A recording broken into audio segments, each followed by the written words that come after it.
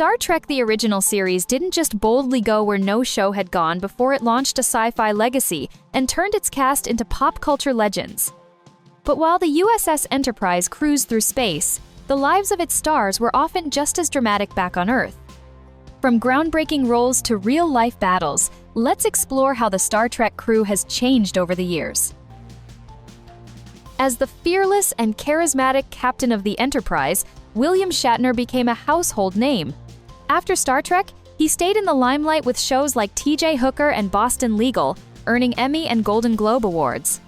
Shatner's personal life included multiple marriages and financial struggles, but he also made headlines for becoming the oldest person to fly to space aboard a real spacecraft in 2021 at age 90. Leonard Nimoy's portrayal of the half-human, half-Vulcan science officer defined logical calm under pressure. While he struggled with being typecast, Nimoy embraced his legacy, directing Star Trek films and writing autobiographies. Off-screen, he battled addiction early on and later became a passionate advocate for COPD awareness before passing away in 2015. As the ship's gruff but compassionate doctor, DeForest Kelley brought heart to the series. Unlike his co-stars, Kelley mostly stepped away from acting after Star Trek, appearing only in franchise-related projects. He lived a quiet life with his wife of over 50 years until his death in 1999. Remembered fondly by fans and peers as the soul of the Enterprise. Nichelle Nichols broke barriers as one of the first Black women in a major television role, inspiring future generations. After Trek, she worked with NASA to recruit diverse astronauts, including Sally Ride and Mae Jemison.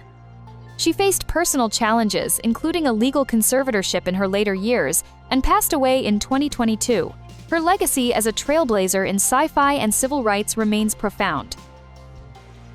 George Takei became a fan favorite with his cool-headed portrayal of Sulu. Post-Star Trek, Takei became an outspoken activist for LGBTQ+ rights, drawing from his own experience of coming out publicly in 2005. He's also spoken about being interned during World War II as a child. With a strong social media presence and a Broadway show, Allegiance, Takei has reinvented himself as an icon of both entertainment and activism. Walter Koenig joined the series in Season 2, playing the young Russian navigator. After Star Trek, he had a memorable run on Babylon 5 and continued working in theater and writing. His personal life saw tragedy when his son, actor Andrew Koenig, died by suicide in 2010, a loss that Koenig has spoken about publicly, raising awareness for mental health. Doohan's role as the brilliant engineer made him beloved among techies and Trekkies alike. As a World War II veteran, he survived multiple gunshot wounds on D-Day. He continued to appear at conventions until his death in 2005.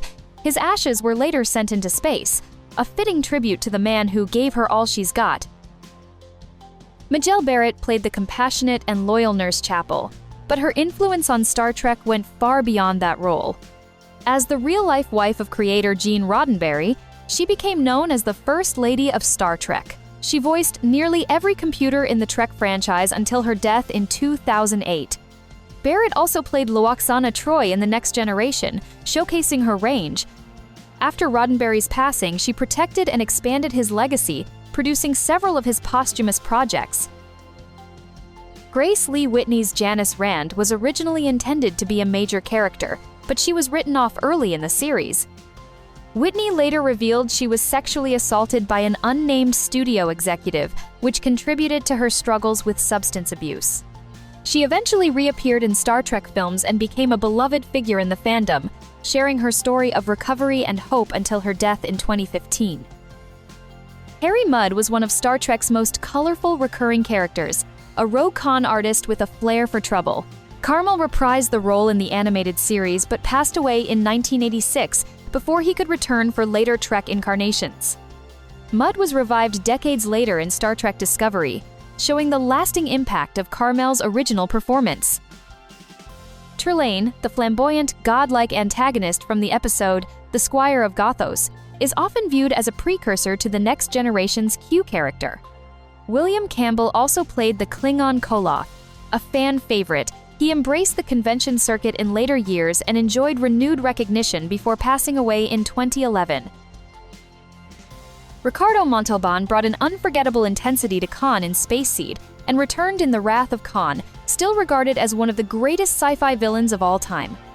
He faced serious back problems after an injury in the 1950s, living with chronic pain, but remained active in Hollywood and Latino advocacy until his death in 2009.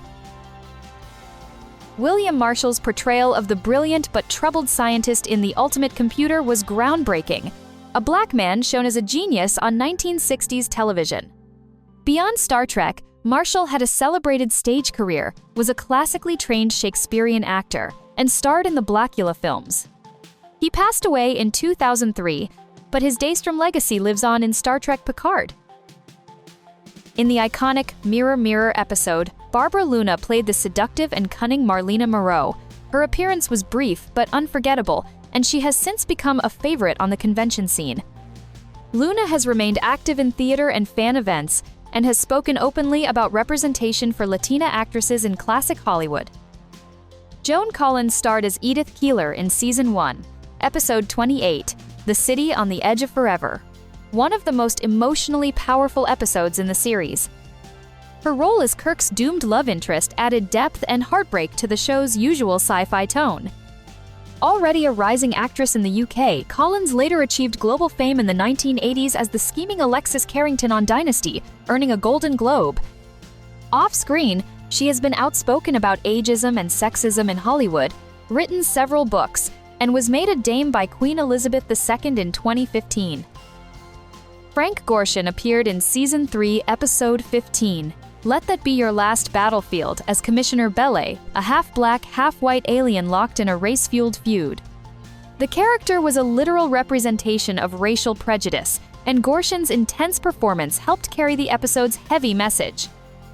He was already famous for playing the Riddler on the Batman television series, a role that earned him an Emmy nomination. Gorshin continued acting for decades and returned to stage and voice work later in life. He passed away in 2005, just before reprising the Riddler for a final time. Mark Lenard debuted as Spock's father, Sarek, in Season 2, Episode 10, Journey to Babel.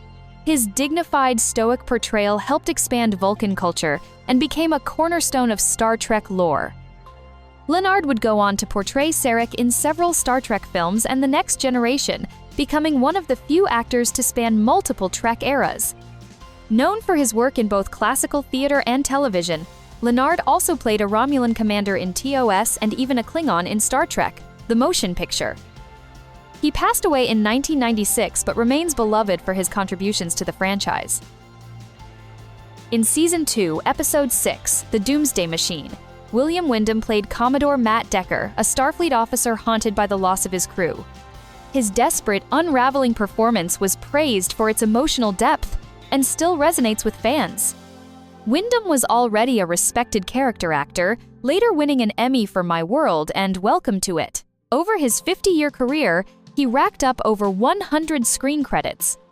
He continued working into his 80s and passed away in 2012, leaving behind a reputation as one of TV's most dependable and versatile actors.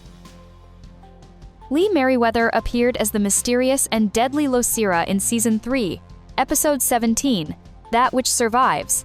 Known for her beauty and poise, Merriweather brought a haunting quality to a character torn between programming and humanity. She had already gained national fame as Miss America in 1955 and had portrayed Catwoman in the 1966 Batman film. After Star Trek, she had long-running roles in shows like Barnaby Jones and All My Children. Merriweather has remained active on stage and in fan conventions, continuing to embrace her place in sci-fi history. And that's how the cast and guests of Star Trek: The Original Series have changed over the years. Which transformation surprised you the most?